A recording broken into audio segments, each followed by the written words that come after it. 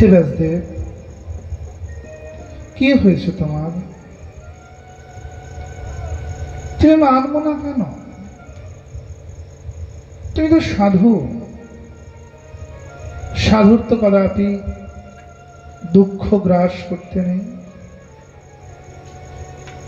সাধু তো তাকে বলে যিনি আত্মানন্দে বিভোর, যিনি আত্মারাম পূর্ণকাম, সদানন্দ ব্রহ্মানন্দ যার মধ্যে বিরাজ করছে। তুমি সাধু, তোমাকে দুঃখ গ্রাস করবে কেন নারদ দেবর্ষি? নারদ বলছেন বেদব্যাসকে, ব্যাসদেব বলছেন হে দেবর্ষি পাদ বলুন না, আমি জীবনে যা যা রচনা করলাম এ থেকে জীবের আদৌ কোনো কল্যাণ হবে? জীব কি উদ্ধার হবে? কেন হবে না? তুমি এত কিছু লিখেছ, তুমি শ্রুতি শাস্ত্রকে চতুর্ভাগে বিভক্ত করেছ, হবে না? নিশ্চয়ই হবে। সামবেদের জনক শাণ্ডিল্য মুনি, ঋগ্বেদের জনক গর্গমুনি,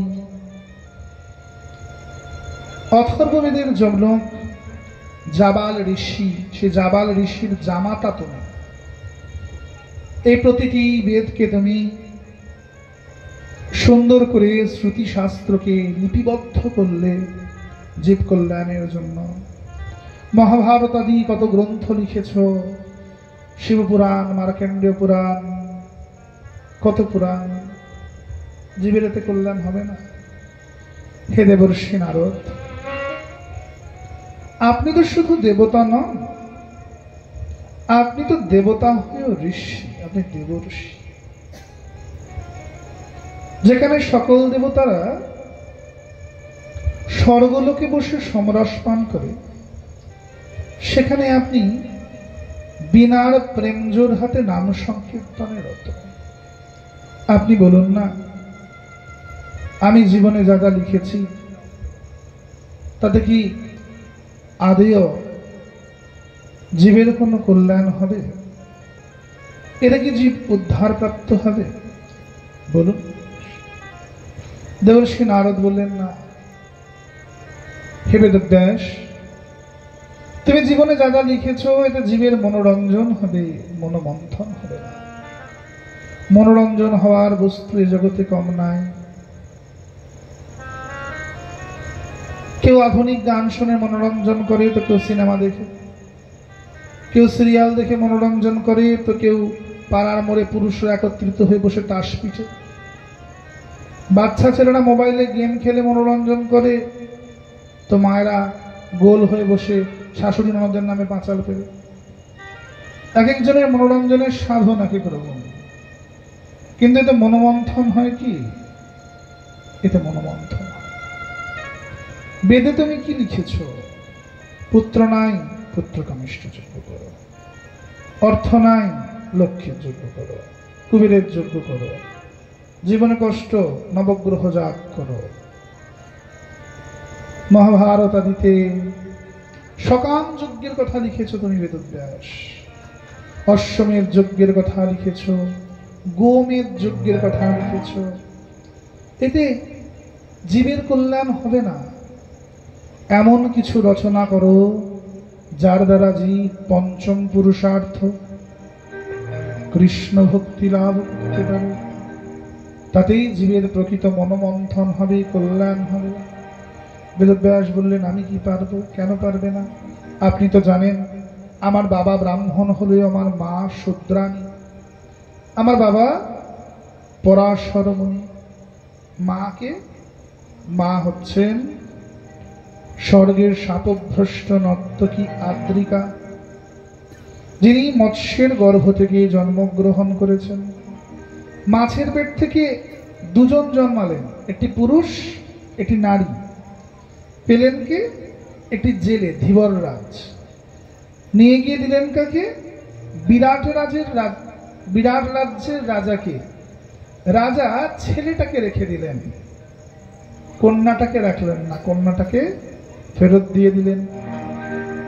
এই যে মৎস্য গন্ধযুক্ত পুরুষটা এই বিরাট রাজ্যের যিনি রাজা তারই নাম হয় কি পরবর্তীতে মৎস্যরাজ, যার বংশে পরবর্তীতে জন্মাচ্ছেন কে মৎস্যরাজ বিরাট।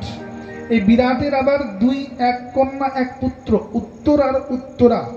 যে উত্তরার সঙ্গে আবার বিবাহ হচ্ছে কার না অর্জুনের পুত্র অভিমন্যু, সুভদ্রা নয়, অভিমন্যু সাথে বিবাহ হচ্ছে উত্তরার, যারই পুত্র হচ্ছেন ভাগবতের শ্রবণকর্তা যজমান পরীক্ষিতজি মহারাজ। এই স্বর্গের শাপভ্রষ্ট নর্তকিয়াদ্রিগা জন্মগ্রহণ করলেন। নাম যোজনগন্ধা বা মৎস্যগন্ধা, যোজন বিস্তৃত দুর্গন্ধ। পরাশর মুনি একদিন দেখলেন যে ভগবান জ্ঞান অবতার গ্রহণ করবেন। পরাশর মুনি তাই হিমালয় থেকে নেমে আসলেন নিচে, এসে বিবাহ করতে চাইলেন। তো কোনো ব্রাহ্মণের দিকে তাকালেন, কিন্তু কোনো ব্রাহ্মণ কন্যার মধ্যে সেই তেজ দর্শন করতে পারলেন না, যে তেজটাই জেলের মেয়ের মধ্যে দেখতে পেলেন। কন্যাটিকে বললেন, তুমি কি আমার সঙ্গিনী হবে কন্যা? বললেন, না না, আপনি তো ঋষি ব্রাহ্মণ আর আমি জেলের মেয়ে শূদ্র, আপনি তো আমায় গ্রহণ করবেন না, আপনি তো আমায় ছেড়ে দিয়ে চলে যাবেন। আপনি ঋষি, আমি জানি ভালো মতো, আমি কোনো মতোই আপনার হাত ধরবো না, আমি জানো আপনি অন্য কারো কাছে। বলছি, শোনো কন্যা, আমার সঙ্গ করলেও তুমি কুমারী থাকবে, আর তোমার অঙ্গের যে মৎস্যর গন্ধ সেটি পদ্মগন্ধে পরিবর্তিত হবে, আর আমার আশীর্বাদে তুমি সমগ্র আর্যাবর্তের রাজমাতা হবে। কন্যাটি পরাশর মুনির সঙ্গে চললেন। কন্যা বলেন, আমি আমার একটি স্থান জানি যেটি নির্জন, যেহেতু জেলের মেয়ে নৌকা চালাতে জানে। বলেন, চলো। নৌকায় করে নিয়ে আসেন একটি দ্বীপপুঞ্জে। দ্বীপের মধ্যে পরাশর মুনি আর মৎস্যগন্ধা উঠলেন। মৎস্যগন্ধা তবু লজ্জা পাচ্ছেন, সংকোচ বোধ করছেন। পরাশর মুনি মনের থেকে ধোঁয়া সৃষ্টি করলেন। সেটি কি? কুয়াশা।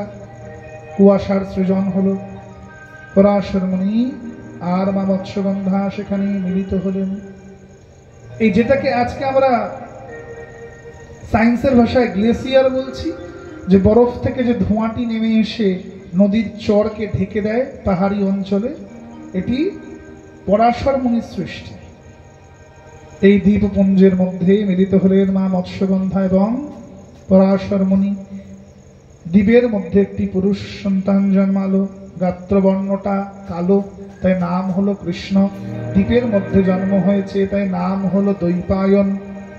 বেদকে চতুর্ভাগে বিভক্ত করেছেন, তাই নাম হলো বেদব্যাস। बोल कृष्ण द्वैपायन वेदव्यास महाराज की।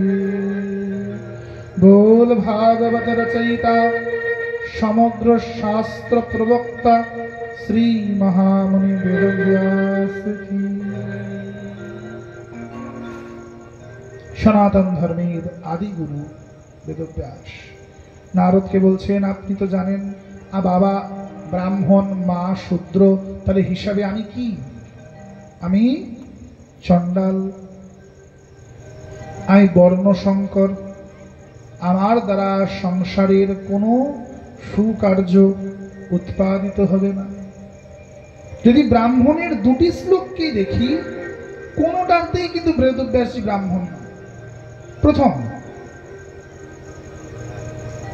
জন্ম না জায়তে শূদ্রা সংস্কারাৎ দ্বিজ উচ্যতে বেদ পাঠেত ভবেত বিপ্র ব্রহ্মজানতি ব্রাহ্মণ। জন্মালে সবাই শূদ্রবৎ আচরণ করে। জন্ম না জায়তে শূদ্রা সংস্কারাৎ দ্বিজ উচ্যতে, সংস্কার হলে সে দ্বিজ, মানে পৈতে হলে সে দ্বিজ। বেদ পাঠে ভবেত বিপ্র, বেদ পাঠী হলেন তিনি বিপ্র। ব্রহ্মজানতি ব্রাহ্মণ, তো বেদব্যাসের ছেলে সুকমুনি তো পৈতে হয়নি, উপবিত হয়েছিল? উপবিত হয়নি। আর যদি মনুসংহিতা অনুযায়ী আমরা দেখি, এটা পরাশর সংহিতা অনুযায়ী, আর যদি মনুসংহিতা অনুযায়ী আমরা দেখি, তাহলে বলছে ব্রাহ্মণের ঔরসে আর ব্রাহ্মণের গর্ভে যিনি জন্মাচ্ছেন তিনি ব্রাহ্মণ দেহ পাচ্ছেন। তাহলে বেদব্যাস তো ব্রাহ্মণ দেহ পাননি বাবা, বাবা ব্রাহ্মণ, মা তো শূদ্র, মা তো জেলের বাড়ির মেয়ে। শুধু জেলের বাড়ির মেয়ে নয়, মাছের পেট থেকে জন্মেছে। তাহলে বেদব্যাস তো হিসাব মতো চণ্ডাল হচ্ছেন, বর্ণশঙ্কর হচ্ছেন, ব্রাহ্মণ তো নন। বেদব্যাস তাই বললেন, আমি কি পারবো? আমার দ্বারা কি উত্তম কার্য কদাপি সম্পাদিত হবে? আমি কি পারবো? নিশ্চয়ই পারবে, কেন পারবে না? শোনো বেদব্যাস, আমি তোমাকে আমার পূর্বজন্মের বৃত্তান্ত বলি। পূর্বজন্মে আমি এক গোয়ালিনীর পুত্র ছিলাম। আমার মায়ের জীবনের ছোট্ট একটি ভুলে আমার জন্ম হয়। আমি আমার পিতৃ পরিচয় জানতাম না। একদিন মাঠে খেলা করতে গেছি। এমতো সময় আমার বন্ধুরা আমায় খেলা না নিয়ে বলল, ওর পিতৃ পরিচয় জানে না, ওকে খেলায় নেওয়া যাবে না, ওকে ছুলে যাবে। আমি মায়ের কাছে আসলাম যে মা বাবা কোথায়? মা বললেন, আমি তোর মা, আমি তোর বাবা। না মা, বলো না, আমার বাবা কোথায়? আমার যে খেলতে বড় ইচ্ছা করে, ওর আমায় খেলায় নেয় না, বলে আমি বাবার পরিচয় জানি না। ওরা ঠিক বলে, তুমি দাসী পুত্র, দাসী পুত্রের খেলতে ইচ্ছা করতে না। মা, তুমি আমাকে ঘরে একা ফেলে চলে যাও, আমার যে বড় ক্ষুধা লাগে মা, তৃষ্ণা পায়। তুমি যে দাসী পুত্র, দাসী পুত্রের ক্ষুধা পেতে নাই, তৃষ্ণা পেতে নাই, আর একা ভয় করে মা।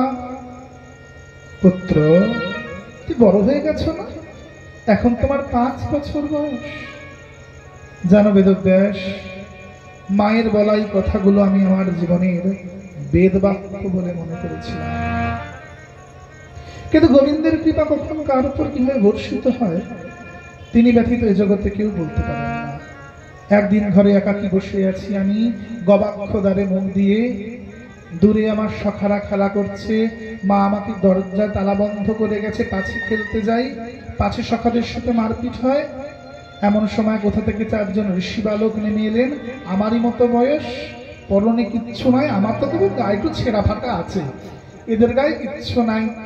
হাতে একটা কমণ্ডলু, আরেক হাতে একটা অক্ষমালা, মাথা মুন্ডন, তাতে চৈতন্য বিরাজ করছে, গলায় কন্ডিকা। এসে দাঁড়িয়ে জিজ্ঞাসা করলেন, এই খোকা, বলতে পারিস এখানে ব্রাহ্মণ পল্লীটা কোথায়, ঋষির আশ্রমটা কোথায়? হ্যাঁ, আমার সখারা খেলায় এত রত ছিলেন, তারা এদের দেখতে পেলেন না। যেই কৃপা সেদিন তাদের পাওয়ার কথা ছিল, ওই সকল কৃপায় সে লাভ হলো আমার গৃহে। সাধুরা আমার ঘরে এসে জিজ্ঞাসা করলেন, এই খোকা, বলতে পারিস এখানে ব্রাহ্মণ পল্লীটা কোথায়? হ্যাঁ, আমি বললাম, হ্যাঁ পারি, কেন পারবো না? আমার মা যে ওই ব্রাহ্মণ পল্লীতে গোয়ালিনীর কাজ করে গো। আমাদের নিয়ে যাবি খোকা? হ্যাঁ, নিয়ে যাব, কিন্তু কেমন করে বেরোবো গো? আর মা যে দরজা দিয়ে গেছে, আমি তো বাইরে যেতে পারবো না। ওরে, তার নামে ভববন্ধন মোচন হয়, তোর সামান্য দরজা খুলবে না। দেখ, তোর দরজার বাইরে দাঁড়িয়ে আমরা প্রাণ ভরে নাম সংকীর্তন করব, তোর দরজা এক্ষুনি খুলে যাবে। বলে ঋষি বালকেরা হরিনাম করা শুরু করলেন। দরজা খুলে গেল, বাইরে বেরিয়ে এলাম আমি। সাধুদের প্রণাম করলাম। আমার সারা গা শিহরণ দিয়ে উঠল। বৈষ্ণব চরণ ধুলি, তাহে মোর স্নান কেলি, তর্পণ মোর বৈষ্ণবীর নাম। আগে আগে চলতে শুরু করলাম আমি, পিছন পিছন কুমার চতুষ্টয়, সনক সনাতন সনন্দন সত্যকুমার। সাধুর আশ্রমে গেলাম।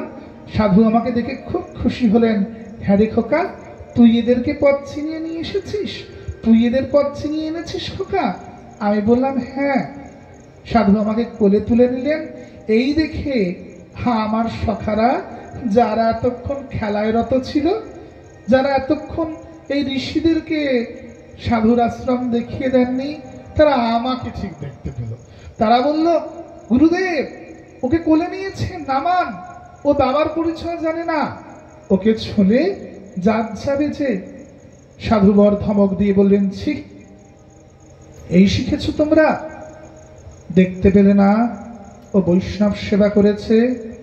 যেই মাত্রে ওর দেহ দ্বারা বৈষ্ণব সেবা হয়েছে, ও পাক থেকে পঙ্কজে পদ্মে পরিণত হয়েছে। যাও তোমরা।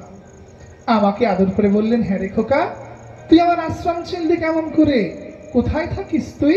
হ্যাঁ, আমি বললাম, দেখেছো, কিচ্ছু জানে না। আরে আমি তো তোমারই আশ্রমের গোয়ালিনীর পুত্র গো। ও, তুই আমার গোয়ালিনীর পুত্র? তাহলে তো তুই সম্পর্কে আমার ভাই হোস। সে কি কথা? আমার বয়স তো মাত্র 5, তোমার বয়স তো 80-ও বেশি। তাহলে আমি তোমার ভাই হলাম কি করে? বুঝলি না?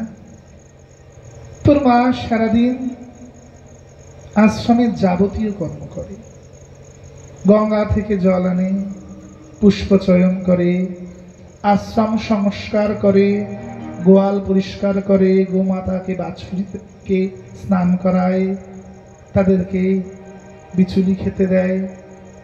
আর রাত্রিবেলায় তুই একা বাড়িতে ভয় পাবি বলে এই বুড়ো ছেলেটাকে ছেড়ে দিয়ে তোর কাছে চলে যায়। তাহলে বল, সম্পর্কে আমি তোর বুড়ো দাদা হলাম কিনা? জানো বেদব্যাস, কোনদিন জীবনে কেউ আমার মাকে সম্মান দেয় না। চিরকাল আমার মায়ের সম্বন্ধে যে বিশেষণগুলি আমি শুনেছি, তা হলো কুলোটা, কলঙ্কিনী, বারবনিতা, দ্বিচারিণী। জীবনেই প্রথম কেউ আমার মাকে এত সম্মান দিলেন। জীবনে প্রথম কেউ আমার মাকে মা বলে ডাকলেন। আমার মনে তখন আনন্দের জোয়ার, আনন্দ উচ্ছ্বাসিত হচ্ছে। আমার মাকে মা বলছে। এই সমাজের সবাই যাকে প্রণাম করে, যাকে গণ্যমান্য করে, তিনি আমার মাকে মা বলছেন। আমিও বললাম, হ্যাঁ, আমি সম্পর্কে তোমার ভাই তো। সাধু বললেন, জানিস তো ছোট ভাইয়ের কত কাজ থাকে? আমার তো বয়স হয়েছে খোকা, আমি আর সাধু সেবা করতে পারি না। তুই থাকবি আমার আশ্রমে, আমার আশ্রমে থেকে তুই সাধুদের সেবা করবি। আমি তখন যেন চাপ পেয়েছি হাতে। আমাকে কেউ খেলাই নেয় না, আমাকে মা বাড়ির বাইরেই বেরোতে দেয় না। সেই আমি কিনা সাধু সেবা করব, সাধুদের সঙ্গে গঙ্গায় যাব, সাধুদের সঙ্গে ফুল তুলতে যাব। মনে তখন আমার কত আনন্দ। আমি বললাম, ঠিক আছে, আজ থেকে তাহলে তোমার আশ্রমেই থাকবো, আর বাড়ি যাব না। আমি দেখেছি তোমার আশ্রমে কীর্তনে খুব আনন্দ হয়, তোমরা সবাই দুটি বাহু তুলে নাচো, আমিও আজ থেকে নাচবো। জানো বেদব্যাস, শুরু হলো আমার সাধু সেবা। প্রাতঃকালে উঠে পড়ি, শয্যা ত্যাগ করে সাধুদের সাথে গঙ্গায় যাই, গঙ্গা স্নান করি, পুষ্পচয়ন করি, সাধুরা আন্নিকে বসেন, ধূপ জেলে দিই, প্রদীপ প্রজ্বলন করি, সাধুদের বাতাস করি। সাধুরা প্রসাদ পেয়ে উঠে গেলে সে জায়গা সংস্কার করি, সাধুদের শয্যা রচনা করে দিই, বিছানা করে দিই। কিন্তু সাধুরা যে নিজেদের মধ্যে সারাদিন কি আলোচনা করেন কিছুই বুঝতে পারি না, অনেক বোঝার চেষ্টা করি। একদিন তারা প্রসাদ পাচ্ছিল, আমায় ডেকে জিজ্ঞাসা করলো, এই খোকা, তোকে যে আশ্রমের তো কাজ করতে দেখি, কই তোকে প্রসাদ পেতে দেখি না তো? তুই সারাদিন যে আশ্রমের তো কাজ করিস, প্রসাদ পাস কখন? আমি বললাম, দেখেছ, আরে আমি যে গোয়ালিনীর পুত্র, দাসী পুত্রের ক্ষুধা পেতে নাই, দাসী পুত্রের তৃষ্ণা লাগতে নাই, দাসী পুত্রের আনন্দ উৎসব করতে নাই, দাসী পুত্রের মনে কোনো বাঞ্ছা করতে নাই। আমি যে দাসী পুত্র তোমাদের তোমাদের মা তোমাদের বলিবে, হ্যাঁ আমি দাসী পুত্র, আমি ছুলে নাকি যার যায়। আমার তো ভয় হয় যে তোমরা আমায় গঙ্গায় নিয়ে যাও, দেবী গঙ্গা আমায় দেখে মুখ ফুরিয়ে নেন না তো, আমি আবার প্রসাদ পাবো কি গো? কোনোদিন খাওয়া জোটে, কোনোদিন জোটে না, যেদিন না জোটে সেদিন জল খেয়ে শুয়ে পড়ি। খোকা, গোবিন্দ চরণ কমলে কেউ উঁচু নিচু নাই রে খোকা, সবাই সমান। শোন, আজ থেকে আমাদের প্রসাদ রেখে যাব, তুই গ্রহণ করবি। সাধুরা উঠে গেলেন। সাধুদের প্রসাদের যে পাতা, 4টি পাতা একত্রিত করে সে যেন অমৃত, অমৃত লাভ হলো আমার জীবনে। সাধুদের প্রসাদ পেলাম আমি, বৈষ্ণবের উচ্ছিষ্ট তাহে মোর মনোনিষ্ট, বৈষ্ণবের নামেতে উল্লাস। গুটি গুটি পায় সাধুদের কাছে গেলাম। সাধুরা গঙ্গার ধারে গাছতলায় বসে কি সব আবার আলোচনা করছে। রোজ বোঝার চেষ্টা করি, বুঝতে পারি না। প্রসাদের এত গুণ যেন বেদব্যাস। আজ বুঝতে পারলাম সাধুরা কৃষ্ণ কথার ইষ্ট গোষ্ঠী করছে। আহা আহা, মধুরাদপি মধুর হরি কথা, মধুময় মধুময় হরি কথা। আহা, দেখতে দেখতে 4 মাস কেটে গেল। চতুর্থ মাস আব্রত শেষ, সাধুরা বেরিয়ে চলে যাচ্ছে। আমি ছুটে গিয়ে বললাম, আমাকে আমাকে সঙ্গে নিয়ে যাবেন না? সাধুরা বললেন, যাবি তুই? হ্যাঁ যাব। যেতে পারবি আমাদের সাথে? কেন পারবো না, আমি বড় হয়ে গেছি না। মা বলেছে আমার এখন 5 বছর বয়স। মাকে ছেড়ে যেতে পারবি খোকা? জানো বেদব্যাস, যে মায়ের নামটা করলো আমার সংসার ছেড়ে বেরোনো হলো না। কি করে যাবো রমণীকে ছেড়ে? এই সংসারে যত লাঞ্ছনা বঞ্চনা কটু কথা সবকিছু সহ্য করে রমণী নিঃশ্বাস নেন, যাতে আমি দুবেলা দুমুঠো খেতে পাই, যাতে আমি বেঁচে থাকি, যাতে আমি আহার করতে পারি। কেমন করে তাকে ছেড়ে যাই বলো তো? না, আমি মাকে ছেড়ে যেতে পারবো না। তাহলে কি আমার কোনোদিন গোবিন্দ লাভ হবে না? কেন হবে না? গৃহে বা বনেতে থাকে, হাগৌরাঙ্গ বলে ডাকে, নরোত্তম মাকে তার সঙ্গে নিশ্চয়ই হবে। আমাকে মন্ত্র প্রদান করলেন, জপ করিস খোকা। আমরা চললাম, দেখা হবে বছর খানেক পর। চলে গেলেন সাধুরা। কি দিয়ে গেলেন তখন তার মর্ম বুঝি না। দিয়েছেন 12 অক্ষরী মধুসূদন মন্ত্র। ওম নমঃ ভগবতে বাসুদেবায়।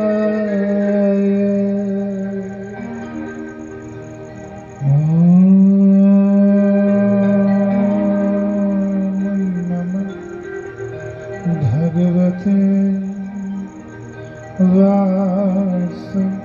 বাসুদেবায়।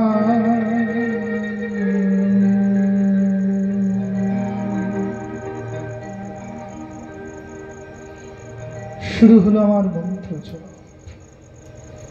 একদিন ঘরে বসে, শ্রাবণ মাস, বাইরে ঘন কুচ্ছটিকা। ওই মেঘ যে আমার জীবনে কাল ঘনিয়ে আনবে তখনও জানি না। এমন সময় আশ্রম থেকে খবর এলো, ওগো আলিনী, বাড়িতে আছো? আশ্রমে গোমাতার বাছুরি হবে যে।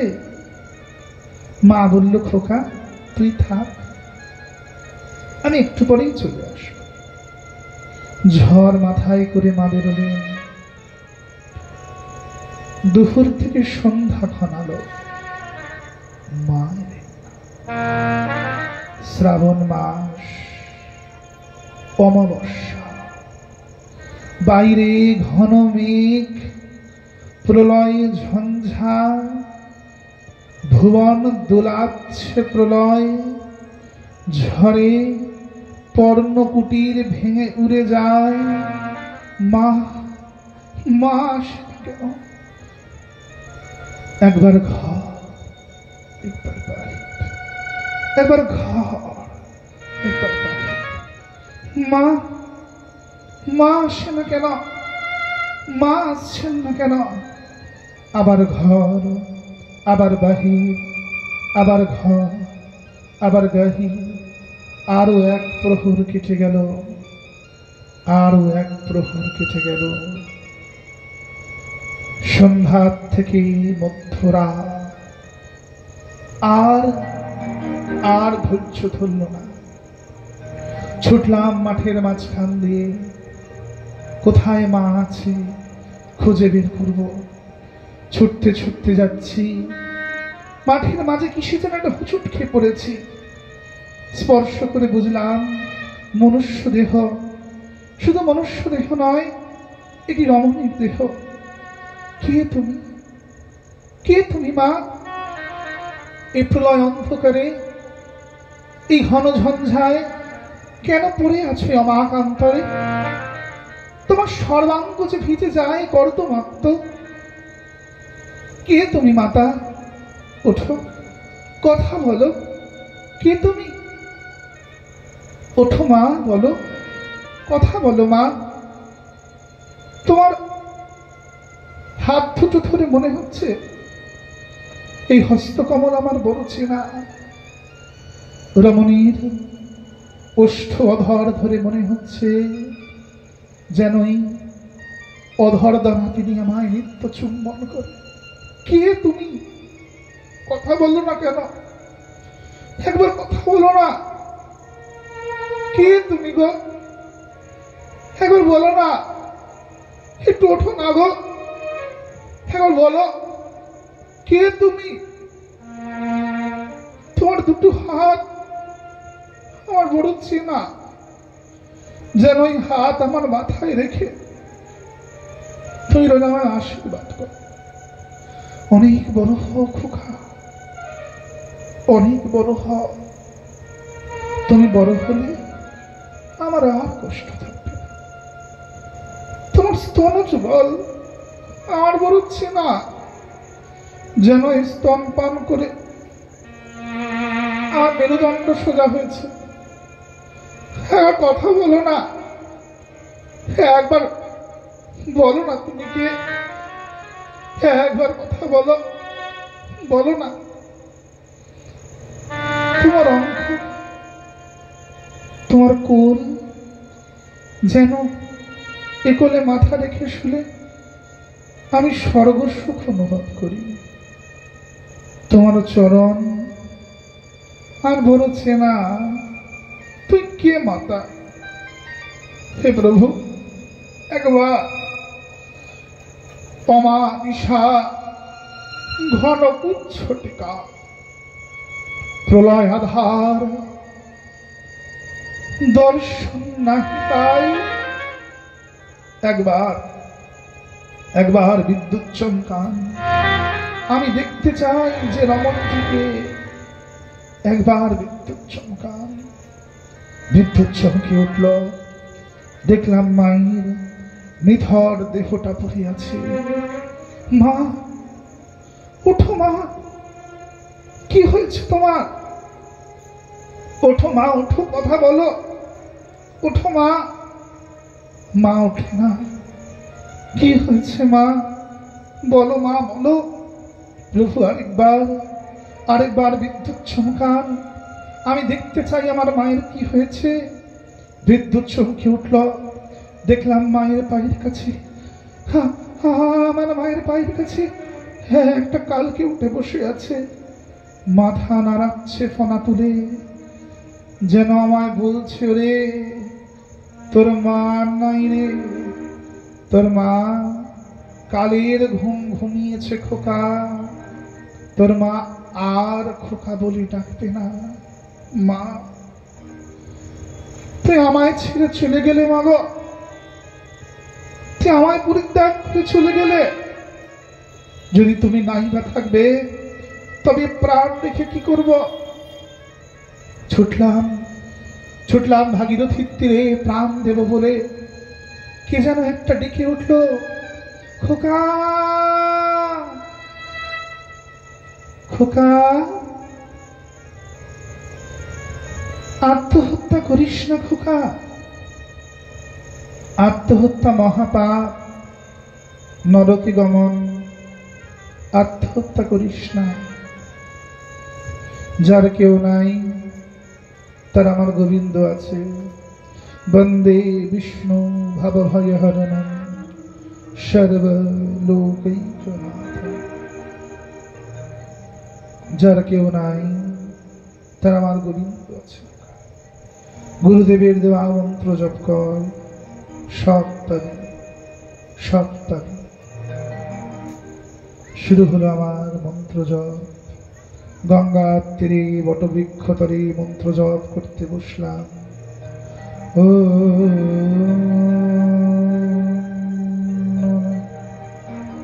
ভগবতে বাসুদেবায়।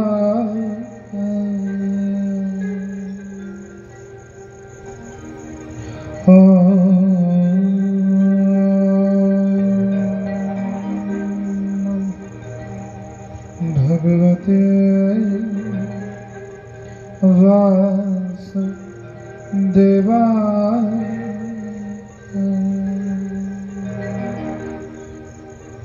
কখন আমার গুলকুণ্ডলিনী জাগ্রত হলো, আমার দেহে সপ্তচক্র ভেদ করে আমার আত্মা আত্মদর্শী হয়ে আজ্ঞা চক্রে জ্যোতি দর্শন করে সহস্রার হইতে সহস্রদল পদ্ম ভেদ করে কখন যে আমার আত্মা বাইরে বেরিয়ে এলাম আমি জানতে পারলাম না।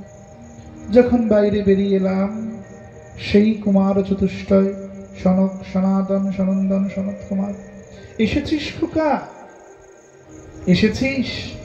আয়, তোর জন্যই প্রতীক্ষা করছিলাম।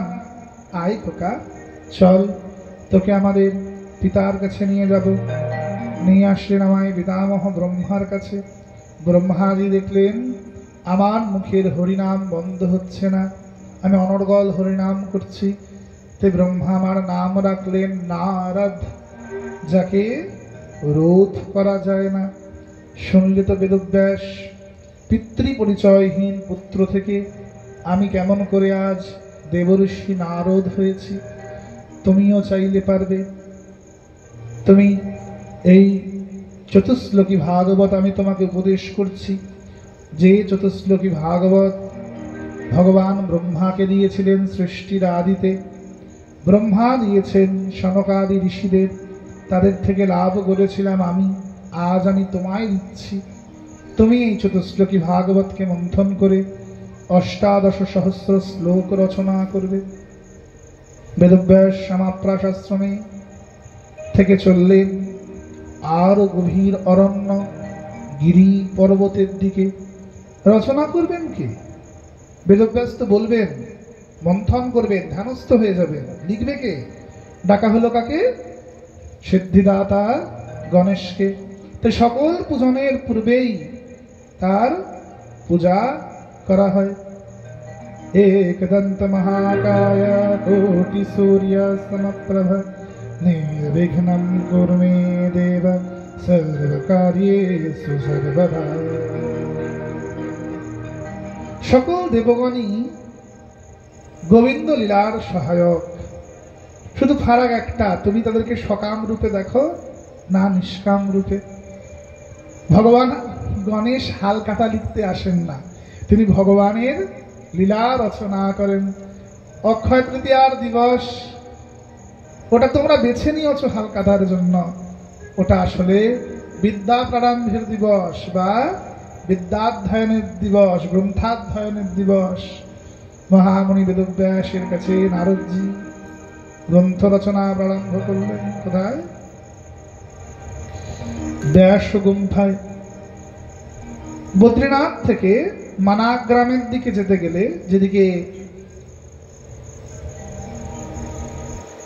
বসুধারা বিরাজ করছে, ভারতবর্ষের প্রথম গ্রাম উত্তরে উত্তরাখণ্ডে, এই বসুধারার কাছে দুটি গুহা আছে পরপর। একটি হচ্ছে ব্যাসগুম্ফা, আর একটি হচ্ছে গণেশ গুম্ফা। ব্যাসগুম্ফায় রচনা হয়েছে ভাগবত, আর গণেশ গুম্ফায় মহাভারত। মহর্ষি বেদব্যাস রচিত দুটি সংহিতা, একটি ব্যাস সংহিতা আর একটি ব্রহ্ম সংহিতা। ব্যাস সংহিতা কোনটি? মহাভারত। মহাভারতের আসল নাম কি? ব্যাস সংহিতা। আর শ্রীমদ্ ভাগবতমের আসল নাম ব্রহ্ম সংহিতা বা জয়া সংহিতা। ভাগবতের আসল নাম কি?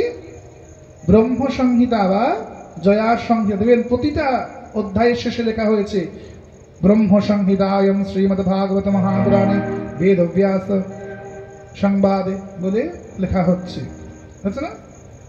ব্রহ্ম সংহিতা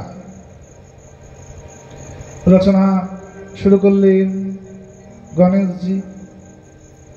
ভাগবত রচনা তো হলো, কিন্তু এটি প্রচারে আসবে কি করে?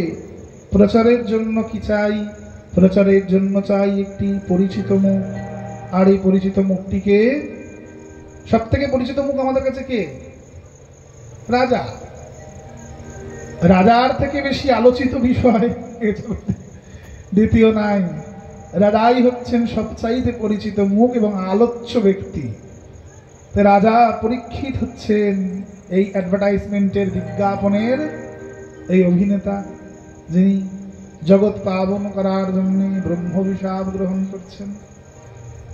আজ প্রথম দিবস ভাগবত মাহাত্ম্য এখানেই বিশ্রাম। নিয়ম অনুযায়ী আগামীকাল কথার প্রথম প্রসঙ্গ গোলক বৈকুণ্ঠে হইতে সুখমণিপাদের মর্তি আগমন, বিটিকার গর্ভধারণ, সুখমণির জন্ম, পরীক্ষিতের ব্রহ্মাভিষেক, বনগমন এবং সৃষ্টি বর্ণন। ভগবান কৃপা করলে আমরা আগামীকাল আস্বাদন করব। আজকের মতো কথা এখানেই বিশ্রাম।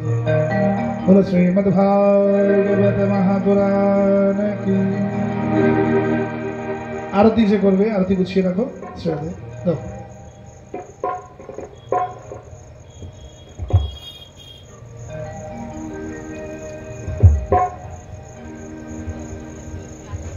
সবাই মিলে করতে হবে সহযোগে নাম সংকীর্তন করব।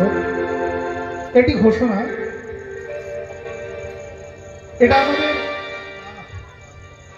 এটা আমাদের অতি সৌভাগ্য যে